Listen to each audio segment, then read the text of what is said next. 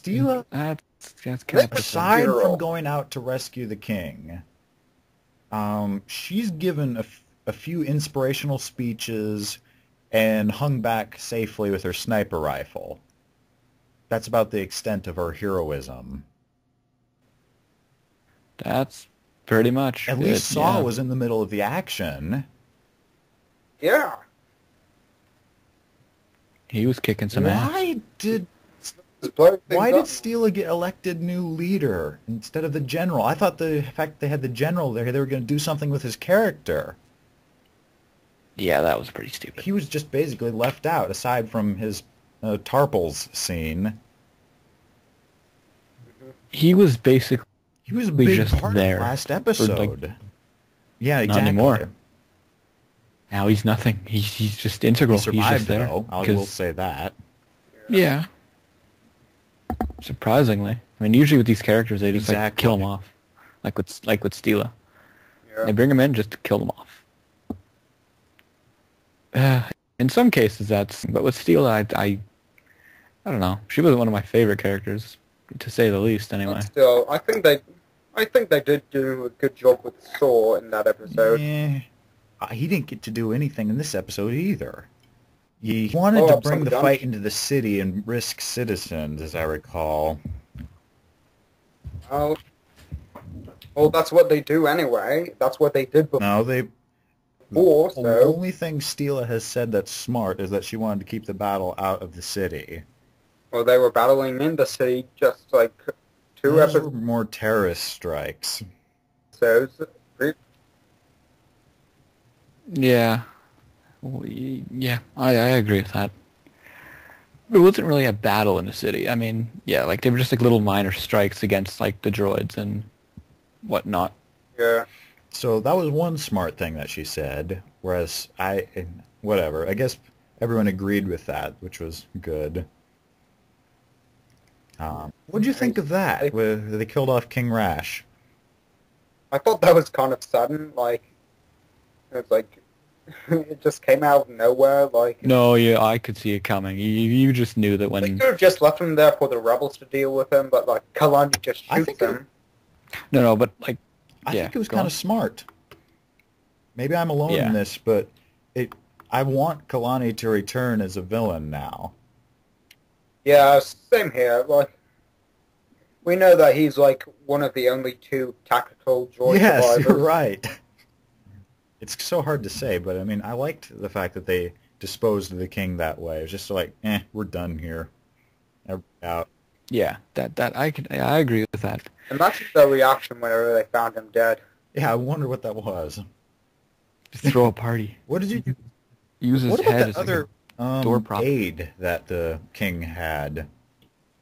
I don't think they're going to do anything with him. You got a couple lines and he was just early on, but yeah, like he just like said a few things and did nothing. He was the same species as Dr. Ball from the Zilla Beast series, who's actually my favorite part of the Zilla Beast series. So, yeah, seriously? Because the Zilla Beast series wasn't too good. Wait till we hear that. Anyway, I really liked that in a new alien, basically, and we got to see that that wasn't the only alien of that species. Name is unfortunately escaping me. I think Dan remembers it. I remember it. I just don't remember how to pronounce it. Anyway. Yeah. Okay, so what else do we have to say about this episode? Honestly, I don't think there's too much more that can be said. I think we've like analyzed everything. It's just... yeah.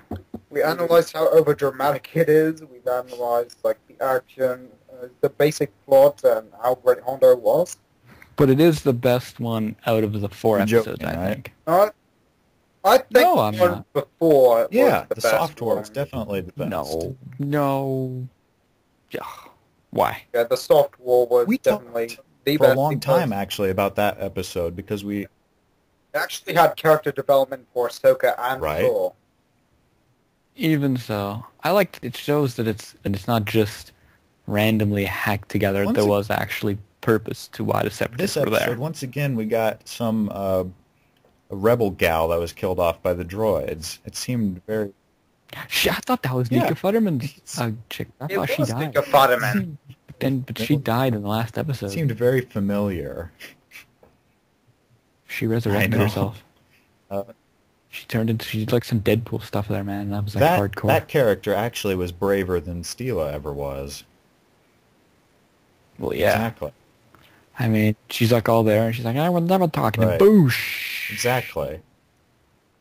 That was hardcore. Yeah, I mean, it was kind of dumb that she just stood there while the droids walked up, but I don't know. It was still pretty brave compared to anything that the heroes did this episode, minus some of the things Saw did. Yeah, exactly. Right. It's kind of weird that there's not a lot to say about this episode other than that it was incredibly average and sort of a fizzled-out ending to the series. Very much in the line of Crisis on Naboo. I think it was a bit better than All right, that. I'll say that.